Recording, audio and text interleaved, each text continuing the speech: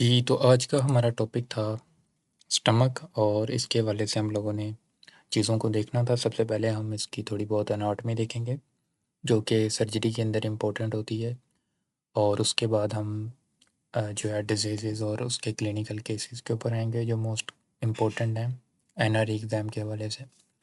तो सबसे पहले देखते हैं एनाटॉमी ऑफ स्टमक। सबसे पहले हमें शेप का पता होना चाहिए।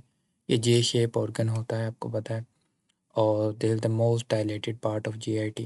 बड़ी इंपॉर्टेंट बात है कि पूरे जीआईटी का सबसे डायलेटेड पार्ट ये होता है, और बिटवीन एसोफेगस और स्मॉल इंटेस्टाइन के होता है, ठीक है। एसोफेगस के बाद ये स्टार्ट हो जाता है और स्मॉल इंटेस्टाइन तक जाता है। इसके कुछ पार्ट होते हैं स्टमक के, जैसे कि कार्डिया, फंडस, बॉडी और पाइलोरिक एंट्रम, या केनाल भी इसको बोलते हैं, ठीक है, पाइलोरिक एंट्रम।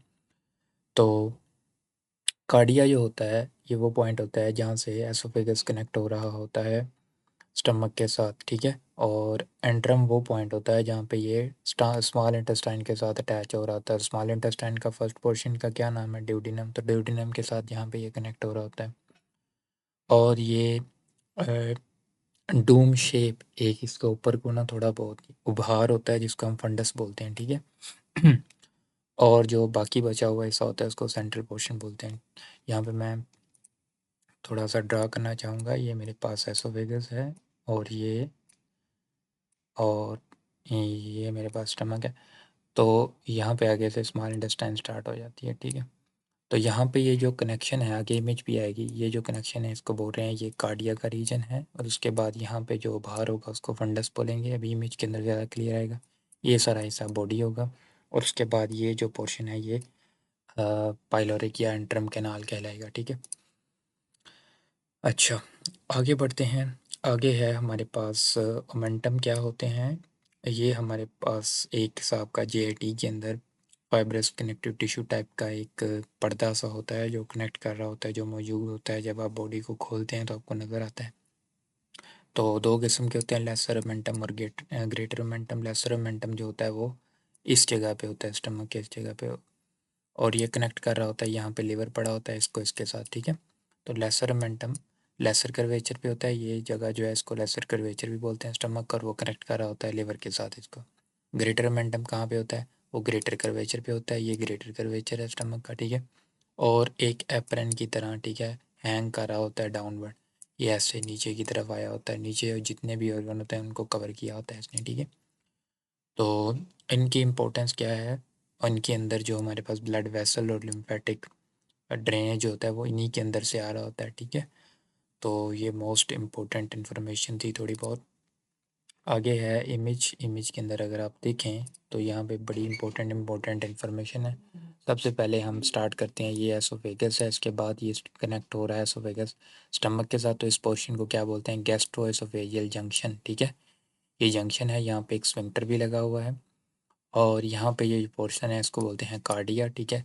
आगे ये टर्म्स जो हैं ये आगे आएंगी कि cardia is the most common region किसके लिए, fundus is the most common region किसके लिए, ठीक है। तो आप लोगों ने ये नाम याद रखने हैं। उसके बाद ये फंडस पोर्शन है, ये उभार जो है इसको फंडस बोलते हैं। उसके बाद ये सारी की सारी बॉडी ऑफ स्टमक है, सारा का सारा ऐसा, और जो एंड वाला पोर्शन है इसको बोलते हैं पाइलोरस, ठीक है। और पाइलोरस के यहाँ पे करके ये जो पोर्शन है इसको पाइलोरिक एंट्रम बोलते हैं। और यहाँ पे ये पाइलोरस कनेक्ट हो रहा होता है ड्यूडिनम के साथ, और जहाँ पे भी एक स्फिंक्टर होता है जिसको बोलते हैं पाइलोरिक स्फिंक्टर, ठीक है।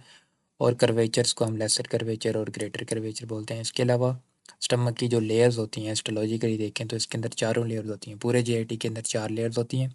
सबसे अंदर वाली लेयर मिकोजा होती है, उसके बाद सब मिकोजा, उसके ऊपर मस्कुलर, और सबसे बाहर सीरोजा होती है, ठीक है।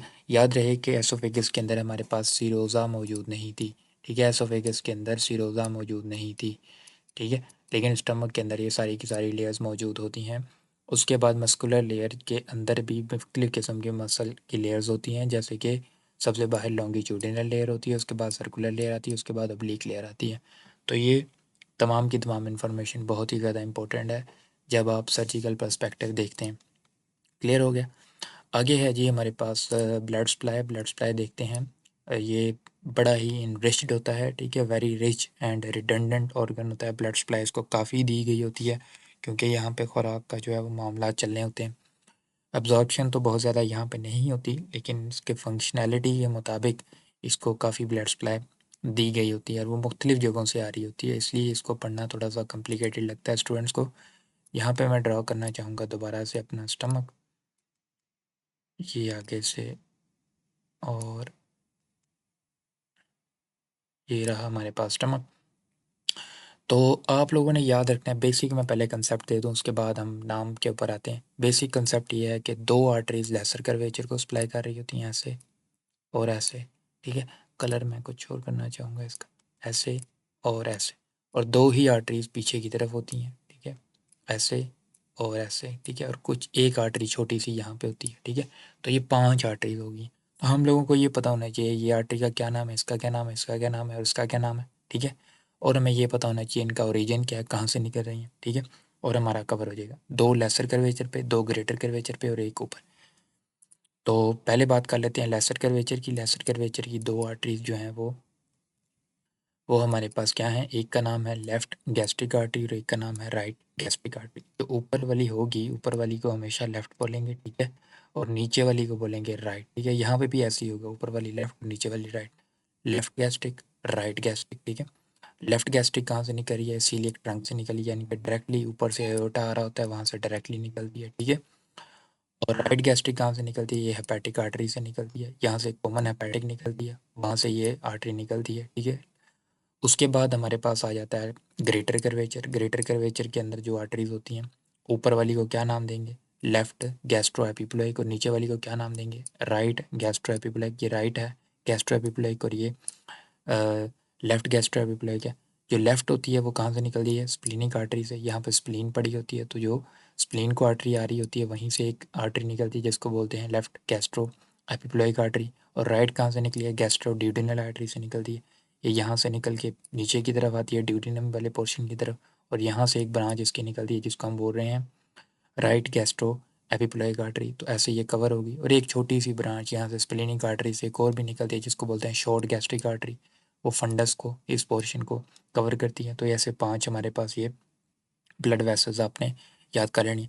याद रहे कि जब हम एसोफेगेक्टोमी करते हैं, एसोफेगस को निकालते हैं, तो ये हम ऊपर वाली आर्टरीज निकाल भी दें तो नीचे वाली जो है वो काम करती रहती हैं, ठीक है। क्योंकि इनका ऐसा नहीं होता कि ये अलग ब्लड सप्लाई, ये अलग ब्लड सप्लाई।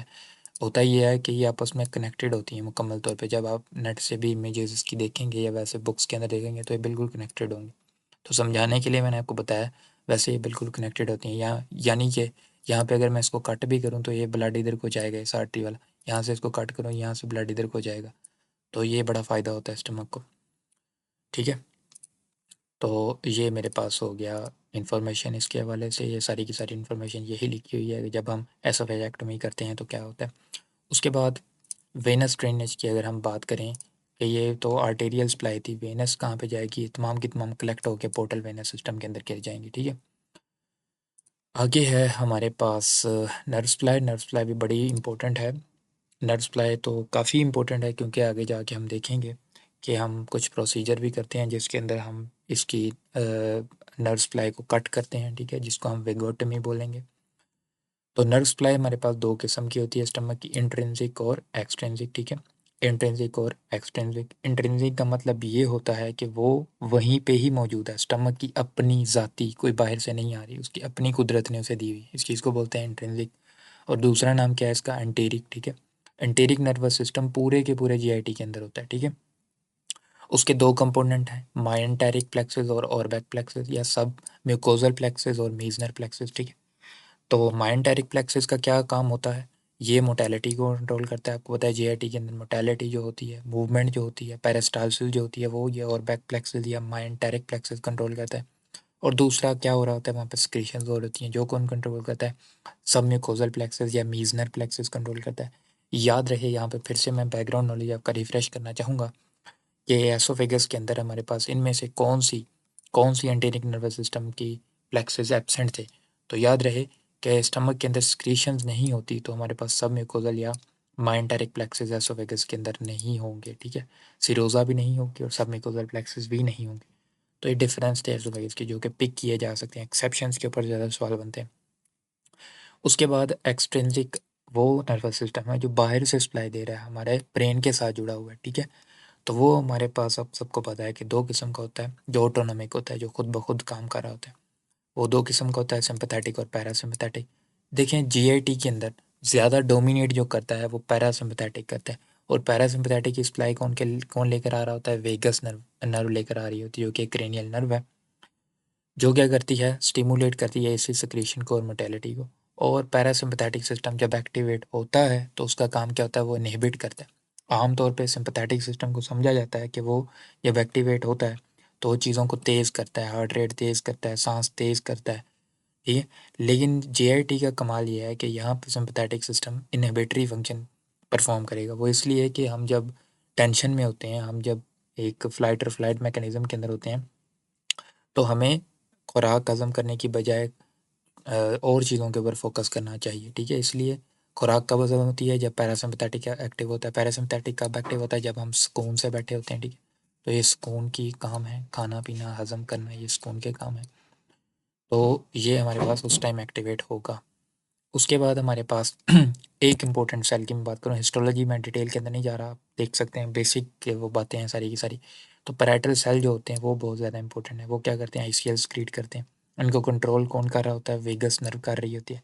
इसीलिए जब हमारे पास आगे पेशेंट आएंगे अल्सर के, तो उनके अंदर एसिडिटी ज़्यादा हुई होती है, एसिड बन रहा होता है, मिकोजा डैमेज हो रही होती है, इसलिए वहाँ पे अल्सर बन रहे होते हैं, परफोरेशन हो रही होती है, ब्लीडिंग हो रही होती है। तो एसिड का बड़ा जो है वो रोल होता है। तो हम क्या करते हैं, जो पैराइटल सेल को, जो एसिड बनाने वाली नर्व होती है, उसको ही कट कर देते हैं। तो क्या स्टिमुलस आएगा, नहीं आएगा। एसिड बनेगा, नहीं बनेगा। इसको बोलते हैं vagotomy, to reduce the acid secretion, ठीक है। अल्सर्स के अंदर ये यूज़ होती है। क्लियर हो गया। तो उसके बाद हम देख लेते हैं वेगस नर्व की, हम बात कर रहे हैं बार बार, तो वेगस नर्व को थोड़ा सा देख लेते हैं, ठीक है, क्योंकि ये बहुत ज़्यादा इंपॉर्टेंट है। तो जो हाई यील्ड पॉइंट है वही मैं यहाँ पर डिस्कस करने लगूंगा। तो यहाँ पे फिर से मैं स्टमक की डायग्राम, ये एसोफेगस हमारे पास, ये, और ये मेरे पास बन गया स्टमक। तो देखें स्टमक के अंदर वेगस नर्व जो है वो सप्लाई करती है। वेगस नर्व कैसे सप्लाई करती है, कुछ इस तरह से ऊपर से वेगस नर्व आती है, ये एक वेगस नर्व और दूसरी वेगस नर्व, दो ब्रांचेज इसकी आती हैं। इसको बोलते हैं लेफ्ट वेगस नर्व और राइट वेगस नर्व, ठीक है। यहाँ पे लिखी भी हुई है लेफ्ट और राइट, या लेफ्ट को एंटीरियर भी बोलते हैं, राइट को पोस्टीरियर भी बोलते हैं। क्यों, क्योंकि यहाँ पे भी अगर आप देखें डायग्राम के अंदर, तो ये जो होगी ये राइट होगी क्योंकि ये पोस्टीरियर साइड पे है, और ये लेफ़्ट होगी क्योंकि ये एंटीरियर साइड पे, ठीक है। अब हमने देखना है कि ये कैसे सप्लाई करती हैं और इनकी ब्रांचेस क्या होती हैं, और दैट्स इट। क्योंकि क्यों इन्फॉर्मेशन ये इंपॉर्टेंट है, याद रखिएगा। आगे जाके हम देखेंगे कि वेगोटोमी जो मैंने आपको बताया प्रोसीजर, उसके अंदर हम कहीं पे कट कर रहे होते हैं, कहीं पे कट कर रहे होते हैं। तो ये जानना बहुत ज़रूरी है कि कहाँ पे हमने कट करना है। अच्छा, तो यहाँ से ये पहले हम बात कर लेते हैं, एंड लेफ़्ट की बात कर लेते हैं, ठीक है, या राइट की बात करते हैं पहले। तो राइट वेगस नर्व जो कि पोस्टीरियर ट्रंक है, ये आएगी और इसने एक ब्रांच देनी है, ठीक है, एक ब्रांच देनी है जिसका नाम होगा सीलियक ब्रांच। ये सीलियक ब्रांच निकल के सीलियक साइड पे हो गई। पीछे जो बच जाएगी उसको बोलेंगे हमारे पास posterior nerve of Latarjet. Posterior nerve of Latarjet क्या करेगी, पूरे के पूरे स्टमक की बॉडी को ऐसे सप्लाई देगी, ठीक है।